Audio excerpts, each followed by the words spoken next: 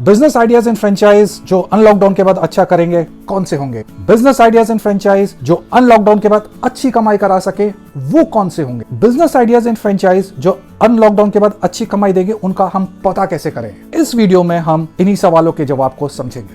Hi hello नमस्कार, मेरा नाम है सुमित और आप देख रहे हैं SG franchise advice. By profession मैं एक फ्रेंचाइज कंसल्टेंट हूं, साथ ही मैं एक ऑथर भी हूं। मेरी किताब का नाम है फ्रेंचाइजी नोट्स और ये किताब उन लोगों के लिए है जो सक्सेसफुल फ्रेंचाइजी बनना चाहते हैं। और अगर आप एक सक्सेसफुल फ्रेंचाइजी या बिजनेस पर्सन बनना चाहते हैं तो मेरे चैनल के साथ जुड़े रहिए, क्योंकि यहाँ पे आपको बिजनेस और फ्रेंचाइजिंग से रिलेटेड बहुत सारी इंफॉर्मेशन मिलेगी जो आपके फायदे की होगी। और अगर आप मेरे चैनल पर पहली बार आए हैं तो प्लीज इसको सब्सक्राइब करना ना भूलें, साथ ही में बेल आइकन को दबाना ना भूलें, जिससे आपको अपडेट्स इमीडिएटली मिल सके। और अगर आपको ये वीडियो पसंद आती है तो इसको लाइक एंड शेयर करना बिल्कुल ना भूलें। With formalities done, let's begin with multi brand automobile service and repair workshop. Automobile workshop की फ्रेंचाइज आज के जमाने के बिजनेस आइडियाज में से एक आइडिया है। ऑटोमोबाइल वर्कशॉप की जब भी हम बात करते हैं तो हमारे ध्यान में या तो किसी कंपनी का ऑथराइज सर्विस सेंटर ध्यान में आता है, या हमारे पास जो रोड साइड गैराजेस होते हैं वो ध्यान में आते हैं। मगर मैं इस वीडियो में जिस फ्रेंचाइज मॉडल की बात कर रहा हूं वो है multi brand automobile workshop.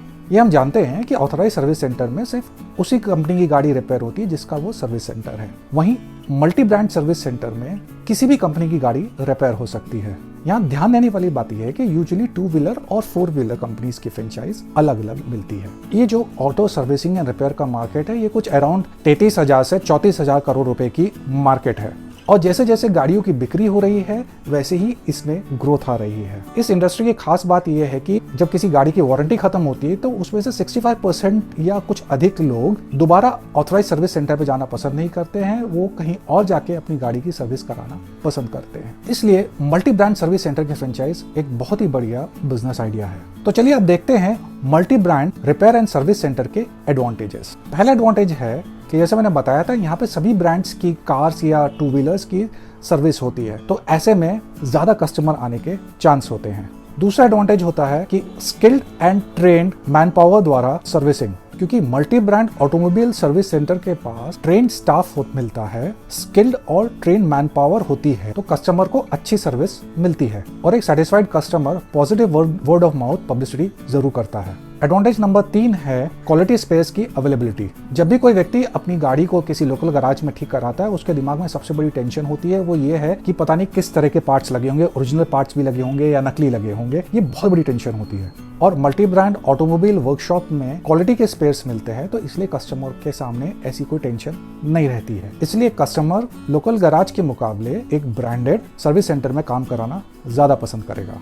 Advantage number 4 है लोकल गैराज के मुकाबले बेटर काम और ऑथराइज सर्विस सेंटर के मुकाबले सस्ता काम। और ये बहुत ही बेजोड़ कॉम्बिनेशन है किसी भी कस्टमर को अपने सर्विस सेंटर पे लाने के लिए। तो चलिए अब हम वो चीजें देख लेते हैं जिनका हमें ध्यान रखना है इसकी फ्रेंचाइज लेने से पहले। सबसे पहला पॉइंट ये है कि आपको अपना बजट फिक्स कर लेना चाहिए, क्योंकि यहाँ पे जो फ्रेंचाइज अपॉर्चुनिटीज है वो कुछ लाख से लेकर 1.5 करोड़ तक में आती हैं। दूसरा ये पता करना बहुत जरूरी है कि फ्रेंचाइजर द्वारा रिपेयर के अलावा कस्टमर्स को और क्या वैल्यू एडेड सर्विसेज दी जा रही हैं। क्या कस्टमर को cashless insurance, on side repair, vehicle towing जैसी कुछ और फैसिलिटीज भी दी जा रही हैं। जो तीसरी चीज है ध्यान देने वाली वो ये है कि जो फ्रेंचाइज मॉडल है वो COFO यानी कोफो या FOFO यानी कि फोफो मतलब COFO का मतलब होता है कंपनी ओन फ्रेंचाइज ऑपरेटेड और FOFO का मतलब होता है फ्रेंचाइजी ओन फ्रेंचाइजी ऑपरेटेड। इनमें से कौन सा फ्रेंचाइज मॉडल है? और अगर आपको कंफ्यूजन है COFO या FOFO क्या होता है तो उसके लिए भी मैंने एक वीडियो बनाई हुई है जिसका लिंक आपको ऊपर मिल जाएगा या नीचे आप डिस्क्रिप्शन बॉक्स में भी